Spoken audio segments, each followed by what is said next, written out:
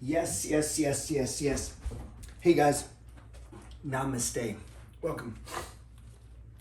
I'm giving away this cool, unique money flow gang binder. Use it for your trade notes, whatever. You know, it's a cool binder. But inside is a book, my favorite book on entrepreneurialism by P.T. Barnum called The Art of Money Getting. I'm gonna pick one person. You gotta tag someone down in the comments. Put it out. Let's share this concept of holding costs with people, and maybe share it with somebody that can help them, and maybe you'll win this. I'll pick someone tomorrow. I'll put it on my story. Let's talk holding costs. This is super important. You're gonna find there's other. I don't teach a lot on real estate. I kind of make up my own terms for things. I'm not some killer in real estate. I own 16 properties. What I think about all the time is the actual cost of owning 16 properties. Now, it's easy to say, well, rents cover costs. Yeah, sometimes. Sometimes they don't. And this is why in my free ebook, if you don't have the ebook, it's free. You don't have to die broke. Click my bio link. And in there, I kind of break down some of these ideas, the 4 ways you make money with real estate, investing in dividend stocks. Everything has a holding cost.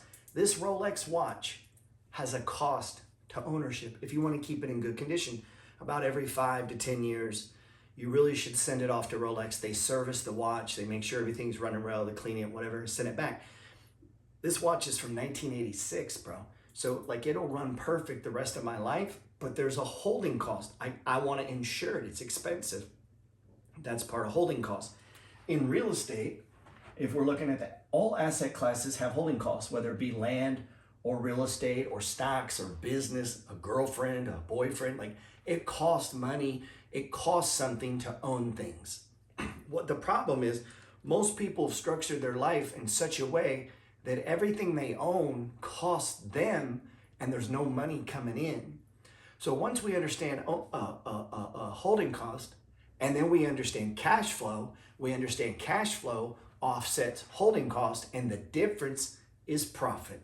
And Jim Rohn has a famous quote that says, wages are fine, like your job, that's great. That's how you pay your bills. But profits are what make you rich, man.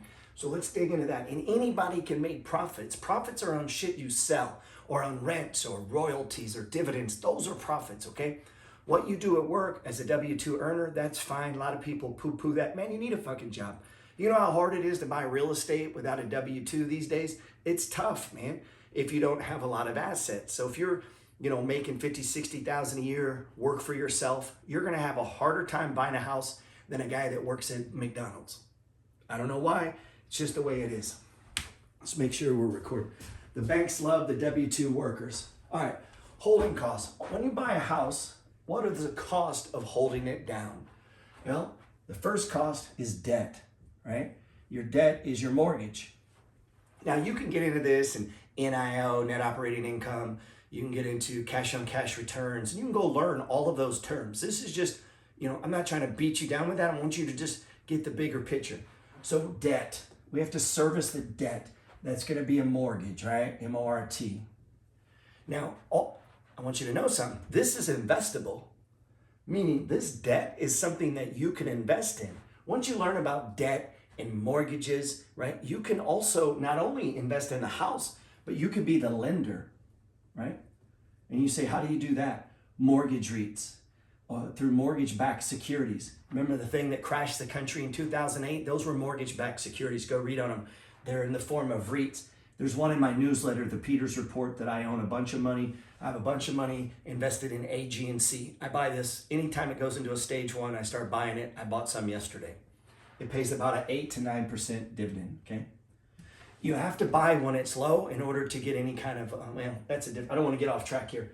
So debt, and as you study this, holding cost, you're going to find other areas and other ways to diversify and invest some money, okay? What's another cost of owning this? We got our debt, right? This is going to be our mortgage. What do we got? Taxes. Not much you can do here. Taxes are a cost. You pay taxes. You own a car, you pay taxes. Okay? You own a car, what else do you got to pay? Insurance. Number 3, insurance. Now, you can't do away with this. You can do away with debt. you could pay the property off. When you do, that'll increase your cash flow. We'll get to that. You can't do away with taxes. You can offset them. You can write them off, right? But they're a cost of doing business, part of holding costs. There's taxes when you buy this watch, right? State taxes, maybe different municipal areas, maybe different countries have, but everybody wants a piece of the pie. The king wants a cut. So every transaction, there's a tax. Tax is part of holding costs. Tax is part of doing business. Holding Bitcoin, right? While it doesn't have a cost, it does have a cost to move it. It has a cost to store it. It has a cost to protect it. It has a cost to change it out for something else. There's cost involved in owning all assets.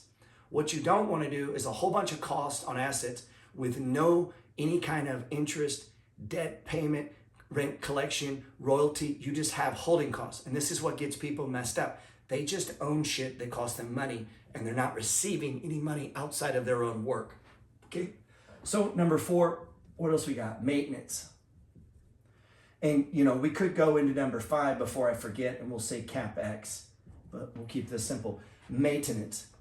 It costs money to maintain a house.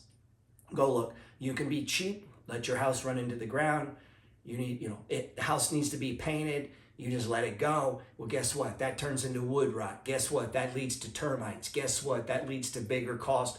Ultimately could lead to CapEx cost. So by maintaining our property, that's going to be part of our holding costs, but it also is going to appreciate our property. So some costs can be written off, but some costs can also add value, which increases the value of the asset itself that maybe down the road when you sell it produces more money. In other words, if you take care of your home, you're going to get a better price when you sell it. That just makes sense, right? But it costs energy, time, effort, right? Effort would be energy and money to do that. And that's why a lot of people don't do it. It costs money to maintain your car, take it to get oil changed, to wash it, to, if you get a dent, to fix the dent. But if you do the cost, then people will pay you more for the item because they know that you put money into maintaining it.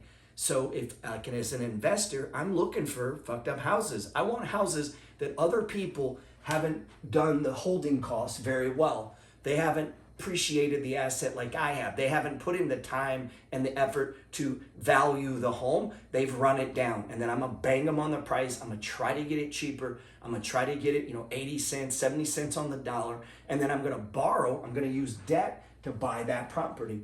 So when I'm buying, a lot of times people say, well, prices are too expensive in my area. That's not the problem. You're not paying cash, bro. You're only putting 20% down. So when I put 20% down on a property, I'm gonna borrow times 5. It's leverage, man. It's leverage. And what makes real estate grow your wealth so fast, so quickly, is through the power of leverage. So, but it comes at a cost. And so if you're gonna get out here and let's say you wanna buy a house, and then a house, and then a house, and then a house, and let's say there's 5 of these, right? And we wanna buy 10 houses, right? So I have 16. So I want you to think about something for a second. So that's 10, right? And let's say each one is 100K. Let's just say that, right? That's $1 million. And obviously they'd probably be a lot more, right? Well, guess what? It costs money to have $1 million in real estate. That's gonna be what? 10 insurance policies. So every month you're gonna pay insurance times 10. And if your renters don't pay, you have to pay. Holding cost. Do you have the ability and the money and the skills and the assets to hold this real estate? You know what COVID did? COVID exposed a lot of weak ass landlords. They didn't have the ability to hold it. They weren't prepared for the worst case scenario that, hey, maybe people don't pay rent. And when they don't pay rent, you're gonna have a big problem due to holding costs. And so you gotta be prepared. You gotta think, how can I maintain this property? So most people just own their own home. And I advocate owning a home. A home, it involves a lot of gurus say, don't buy your house, rent your house. That is stupid, dude. Especially if you live in Texas and Florida. I was talking with my friend Matt, he's a CPA. I might tag him in here. And I'm watching his live and he's a knowledgeable guy. And he's talking about asset protection. Well, in the state of Texas, you have a called homestead exemption. Meaning one house, the one you live in, you can exempt it. And what does that do? It lowers your taxes on the property. They can only raise them so much because it's a homestead exemption. It's a house, so many acres and a mule or whatever. It goes back to back in the day so that when you blew out, this way the bank wouldn't take your house. It's what this all goes back to the Great Depression and shit, right? And here's what it allows you to store money. So they can't sue you for that. So if you lose a lawsuit, you get to keep your house and your mule and 2 acres, whatever it is. So if you have a home and it's paid for, that money's growing at what? 5 to maybe 7%. So you've got stored money. And those people who tell you don't do this, well, guess what? They're totally ignoring the fact that it's lawsuit proof. That money's protected and I can borrow it out. Or if I blow out, I can sell it tax-free. So it's very versatile and it's a way to asset protection, much like an IRA or a 401k. A lot of people poop, but it's protected from lawsuits. And so you want to get as much of your assets protected as a normal person as you can, right? Now, obviously the federal government can do what they want, but nope, dude, O.J. Simpson killed a person and he got to keep his IRA. That's the power of these things, man. So these things, that's knowledge, what I just shared with you. Of course you want a 401k. Of course you want a SEP IRA or a Roth IRA. Like people ask which one. Dude, it depends on you. How much money are you making? How consistent is your job? Are you going to be able to consistently add to it? Do you understand the stock market? Because sometimes people say, should I do index stocks or should I do stocks? Dude, your fucking knowledge will dictate that, okay? Do what you can understand. This is the holding cost on real estate. We got debt. We got taxes. You're going to pay taxes no matter what. Insurance. You're going to protect the property. Asset protection, right? Right? We got to do maintenance. Maintenance protects the value of the property. And we got CapEx. What's CapEx? Right now, I'm negotiating a deal. I need a new driveway, and I have 3 properties that all share a driveway. It's going to be like 14 grand to build this road. That's CapEx. I can't raise the rent because I got a nicer road than the other road. The rent's going to be the same. I have to eat it. But guess what it does do? If I was to sell this property, and you think another investor comes up and he sees this jacked up road and it's concrete and it's busted up, you think he's gonna lowball me. Yo, man, I'm not doing this CapEx. So by putting the money in now, I'm gonna get this nice, beautiful road that is gonna be appeasing to a renter. It could make the decision. They're like, oh, I like this new nice driveway. That's cool. I got a new car. I wanna park my car there. But is it really gonna raise rent? No, but it could be one thing, like having a countertop isn't going to raise your rent, but having a nice driveway and a nice countertop and a nice sink and nice cabinets and it's beautiful and the outside's clean, all of that total comes into the world of maintenance and CapEx, and that can sway someone and get them to pay an extra $100, $200 a month maybe. And now I got 3 units sharing that. So as long as the outsides are all painted and the insides are nice, combine the driveway and I probably can push my rents up. And they're gonna be like, oh, this landlord takes care of his properties. They're beautiful. And I could ask for a premium and I expect them to pay, right? And so that's part of, like you hear me talk about, push your intent into the universe. That's my way of creating the best product for best price. That's the secret to real estate, man. Understanding holding cost, right? And then creating the best product, best price. I want to get the best rent I can for the best product that I can produce. Did I create the best product that, reasonably the best? I'm not talking about Taj Mahal. What the time, the talent, the skills, and the money I had to work with, did I produce the best product possible for what I'm trying to do? And so understanding this, when you get into real estate, what are the total holding costs? Now, CapEx, there's formulas for how to prepare. I don't do that. I'm gonna be honest. This is all I'm worried about. Debt, how much is my mortgage? How much are my taxes? How much of my insurance? A lot of you guys are used to escrowing, right? So escrowing taxes. A lot of professional landlords like myself, I don't escrow. I pay just the mortgage to the bank. I personally pay my taxes at the end of the year. I personally pay my insurance because I have a group rate or a bulk rate. Some of my properties are paid for, some are leveraged. I have notes on some, meaning there is no debt on the property, but maybe I put up 5 pieces of property so that I can get a note from the bank and they give me 600 grand. I then take the 600 grand and go out and put down on properties or pay cash. And so, get what I'm saying? And so as you get these different properties, inside of each one, there becomes a total. So times 10, on maintenance, times 10 on debt, times 10 on taxes, times 10 on CapEx. And so this becomes a profession, man. And inside of all of this, all these side hustles are created.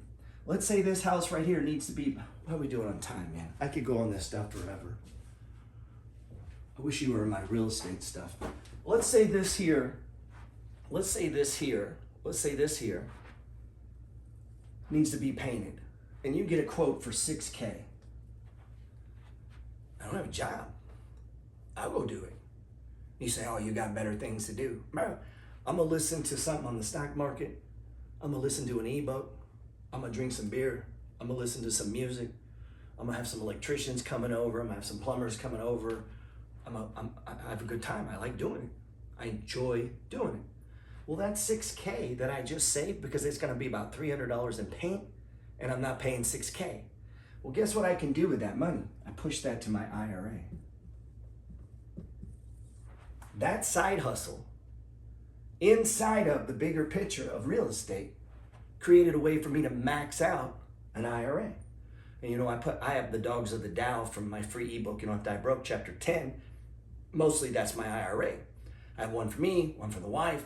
So let's say another house needs to be painted this year. Now these only take me a week, 2 weeks at the most. So 2 weeks of nighttime and weekends, but for me it's during the day. But when you first get started, it's nighttime and weekends. That's how it works, right? Because you got your job, wages are fine. Wages are how you pay your bills, but profits, these are profits. Profits are what make you rich. And so then let's say you do this house and you push that to your IRA. And every year for the next 20 years, your real estate funds your IRA. And you also learn about real estate. And you get to take the joy of doing it yourself. And I know there's people that push on this. That's good, but I hope those people are maxing out IRA. I hope those people understand the stock market, because not having money is not a fucking excuse not to invest in the stock market. You can get the money other ways. So you could put all your money into real estate, learn about holding costs, and then take advantage of these little side hustles. Well, maybe this needs this done, and this needs this done, and this needs this done, and I can save all that money. I've had years where I've saved $30,000, $40,000 that would have been CapEx expenditures, would have been paid to contractors and employers, and guess what I did? I put it into stocks, and some of those went up 100, 200%. So it's not what I saved, it's the compounding effect of what I saved. This is never talked about. So I have 16 properties. Times that would be about probably $1,800 to $2,000 a month in property management, or $20,000 to $25,000 a year just to manage them. I've been doing that for 18 years. 18 years, no property management. Guess what happens with that money if it's invested in the stock market and you know what you're doing? Or buy more houses. This is how a guy that only made $12.50 and is out mowing yards, that's how I got to 16 houses. Is I didn't listen to this dumbass advice that I hear people giving. I didn't have money to pay people to pay. Now I do, but then I didn't. I didn't have money to pay people to be my accountant or to be my lawyer or all this shit that I see people saying. You don't need an LLC or a corporation or a fucking lawyer or any of that stuff. You need to get the properties. You can get all that later. And yeah, as you get 10, 12, 14, maybe you need a property manager, but not in the beginning. You don't need help counting your money in the beginning. You ain't got no money. You don't need an LLC in the beginning. You got nothing to protect. The fucking property's leveraged. There's nothing to sue you for. What are they gonna get, your little 20% in it? You see what I'm saying? Like, those are just excuses to keep people from moving. What you need to learn is about holding costs. And all of this is paid for from rent. R-E-N-T. Rent. And that's a whole nother video.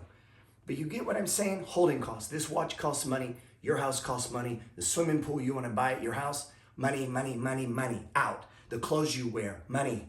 Right? The dental bills, the insurance. If everything in your life just takes money and you don't have anything over here giving you money, you will die broke. Don't do that. Don't do that. Get my free book. You don't have to die broke. It'll show you. You got to get more paying you than you're spending. And when you do, you will just grow richer and richer and richer through the compounding effect. So now do this on 16 houses. If I just make it through the month, my net worth goes up, man. Simple as that, man. God bless.